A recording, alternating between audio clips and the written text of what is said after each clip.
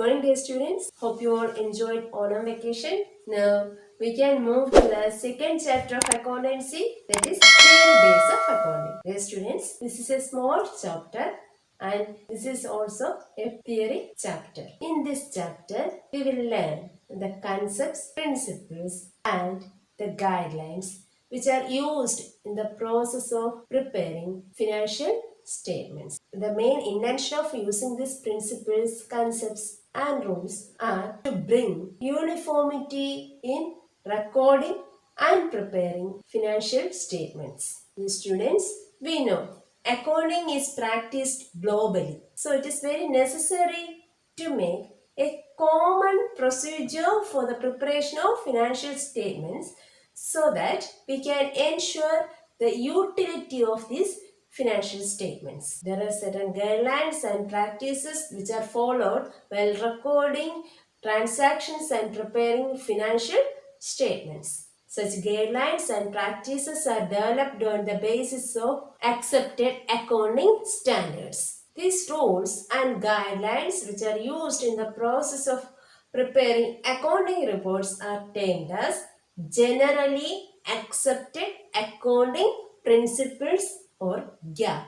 I repeat, there are certain rules and guidelines which are used for recording transactions and preparing financial statements. These rules and guidelines are prepared on the basis of accepted accounting standards, and these rules and guidelines used for the preparation of accounting reports are termed as GAAP or generally accepted accounting principles. This GAAP consists of concepts, principles, rules and guidelines. The main intention of GAAP is to bring uniformity in recording transactions and preparing financial statements so as to ensure utility of this financial state. പ്രിയ വിദ്യാർത്ഥികളെ, അക്കൗണ്ടൻസിയുടെ രണ്ടാമത്തെ ചാപ്റ്ററായ theory base of accounting ആണ് നാം ഇന്നിവിടെ discuss ചെയ്യാൻ പോകുന്നത്. ഈ ചാപ്റ്ററിൽ നമ്മൾ അക്കൗണ്ടിംഗ് പ്രോസസ്സിൽ നമ്മൾ ഉപയോഗിക്കുന്ന കുറച്ച് പ്രിൻസിപ്പിൾസിനെ കുറിച്ചും കുറച്ച് കൺസെപ്റ്റ്സിനെ കുറിച്ചും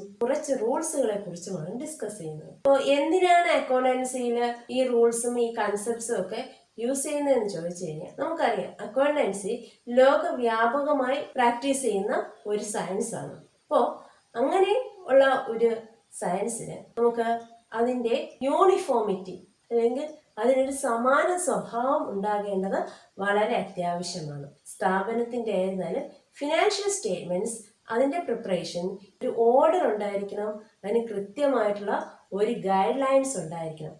എങ്കിൽ മാത്രമേ വിവിധ തരത്തിലുള്ള യൂസേഴ്സിന്, നമുക്കറിയാം അക്കൗണ്ടിങ് ഇൻഫർമേഷൻ്റെ യൂസേഴ്സ് എന്ന് പറയുന്നത് ഇന്റേണൽ യൂസേഴ്സും ആകാം, എക്സ്റ്റേണൽ യൂസേഴ്സും ആകാം. എക്സ്റ്റേണൽ യൂസേഴ്സിൽ അവിടെ ബാങ്ക്സ് ഉണ്ടാകാം, ക്രെഡിറ്റേഴ്സ് ഉണ്ടാകാം, പബ്ലിക് ഉണ്ടാകാം. അപ്പം അങ്ങനെ വിവിധ തരത്തിലുള്ള ആൾക്കാർക്ക് ഉപയോഗിക്കണമെങ്കിൽ ഈ ഫിനാൻഷ്യൽ സ്റ്റേറ്റ്മെന്റ്സ് പ്രിപ്പയർ ചെയ്യുന്നത് വളരെ അണ്ടർസ്റ്റാൻഡബിൾ ആയിട്ടുള്ള ഒരു മാനറിലായിരിക്കണം. എങ്കിൽ മാത്രമേ രണ്ടോ അതിലധികമോ സ്ഥാപനങ്ങളിലെ ഫിനാൻഷ്യൽ സ്റ്റേറ്റ്മെന്റ്സ് കമ്പയർ ചെയ്യാനും അതിൽ നിന്നും ആ സ്ഥാപനത്തിന്റെ പെർഫോമൻസിനെ കുറിച്ചൊരു കൺക്ലൂഷനിൽ നമുക്ക് എത്താനും കഴിയുള്ളൂ. അങ്ങനെ പ്രോസസ്സിൽ ഒരു യൂണിഫോമിറ്റി കൊണ്ടുവരുന്നതിന് അല്ലെങ്കിൽ ഒരു കൺസിസ്റ്റൻസി കൊണ്ടുവരുന്നതിന് വേണ്ടി നമ്മൾ ഉപയോഗിക്കുന്ന ഈ റൂൾസിനെയും കൺസെപ്റ്റ്സിനെയും പ്രിൻസിപ്പിൾസിനെയും ഒക്കെ ചേർത്ത് വിളിക്കുന്ന പേരാണ് GAAP. GAAP stands for Generally Accepted Accounting Principles. Now we are moving to the first topic, that is accounting concepts. The basic accounting concepts are referred to as the fundamental ideas or basic assumptions underlying the theory and practice of accounting. അപ്പോൾ എന്താണ് അക്കൗണ്ടിങ്ങിൽ നമ്മൾ ഉപയോഗിക്കുന്ന concepts എന്നതിനെ കുറിച്ചാണ് പറയാൻ പോകുന്നത്. അപ്പോൾ accounting concepts എന്ന് വെച്ച് കഴിഞ്ഞാൽ ഫണ്ടമെന്റൽ ഐഡിയ, അക്കൗണ്ടിങ് തിയറിയിൽ അല്ലെങ്കിൽ ഫിനാൻഷ്യൽ ട്രാൻസാക്ഷൻസ് റെക്കോർഡ് ചെയ്യുകയും പ്രസന്റ് ചെയ്യുകയും ചെയ്യുന്നതിൽ നമ്മൾ ഉപയോഗിക്കുന്ന ബേസിക് ഐഡിയ അല്ലെങ്കിൽ ബേസിക് അസംഷൻസ്, അനുമാനത്തിനെയാണ് അക്കൗണ്ടിങ് കൺസെപ്റ്റ്സ് എന്ന പേര് കൊണ്ട് മനസ്സിലാക്കുന്നത്. Accounting concepts are basic assumptions or fundamental ideas underlying the theory and practice of accounting. Accounting തിയറിയിൽ അല്ലെങ്കിൽ അക്കൗണ്ടിങ് പ്രാക്ടീസിൽ നമ്മൾ ഏറ്റവും ഫിനാൻഷ്യൽ സ്റ്റേറ്റ്മെന്റ്സ് പ്രിപ്പയർ ചെയ്യുമ്പോൾ ഉപയോഗിക്കുന്ന ഏറ്റവും ബേസിക് ആയിട്ടുള്ള കുറച്ച് അസംഷൻസ് അല്ലെങ്കിൽ അനുമാനത്തിനെയാണ് അക്കൗണ്ടിങ് കൺസെപ്റ്റ്സ് എന്ന പേര് കൊണ്ട് പറയുന്നത്. അപ്പോൾ ഇനി നമ്മൾ പറയാൻ പോകുന്നത് ഏതൊക്കെയാണ് പ്രധാനപ്പെട്ട അക്കൗണ്ടിങ് കൺസെപ്റ്റ്സ് എന്നതിനെ കുറിച്ചാണ്. The main accounting assumptions are business entity concept. The next one is going concern concept. Next one is money measurement concept and accounting period concept. Now we are moving to the first accounting concept, that is business entity concept. The first concept of accounting is business entity or separate entity or economic entity concept. We know entity is anything which has physical existence. എന്താണ് business entity concept എന്നതിനെ കുറിച്ചാണ് നമ്മൾ ഇനി പറയാൻ പോകുന്നത്. According to business entity concept, a business unit should be identified as a separate entity apart from the businessman. അപ്പോൾ ഒരു business സ്ഥാപനത്തിനെ അതിൻ്റെ ഓണറിൽ നിന്നും തികച്ചും വ്യത്യസ്തമായിട്ടുള്ള ഒരു യൂണിറ്റ് ആയിട്ടാണ് കൺസിഡർ ചെയ്യേണ്ടത്. ഓണറും ബിസിനസ്സും രണ്ട് ഡിസ്റ്റിങ്ക്റ്റ് ആയിട്ടുള്ള എൻറ്റിറ്റീസ് ആണ്. അപ്പോൾ ഈ ബിസിനസ് എൻറ്റിറ്റി കൺസെപ്റ്റ് അല്ലെങ്കിൽ അക്കൗണ്ടിങ് എൻറ്റിറ്റി കൺസെപ്റ്റ് പറയുമ്പോൾ നമ്മൾ പറഞ്ഞു business unit should be understood as a separate entity apart from the businessman. So transactions of business should not be merged with the personal transactions of the proprietor. നമുക്കറിയാം ഒരു business സ്ഥാപനം തുടങ്ങുന്നതിന് വേണ്ടിയിട്ട് initial investment നടത്തുന്ന ആളിനെയാണ് അല്ലെങ്കിൽ capital കൊണ്ടുവരുന്ന ആളിനെയാണ് നമ്മൾ proprietor എന്ന പേരിൽ വിളിക്കുന്നത്.